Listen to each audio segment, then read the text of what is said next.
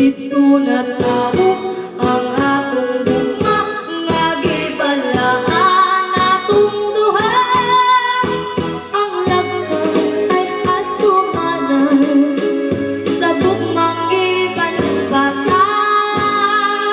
Dili na kung ikadugtong kung himaya atong gisawaan.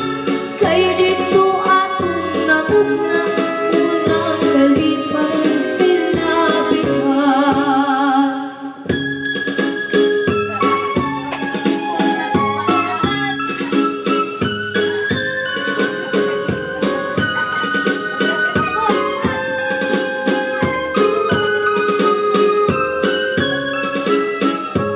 Abi ko ubang yata tunas ug nawala na. Nagpabiling sa hapon nga buhing saksi sa kong mata. Dito na tao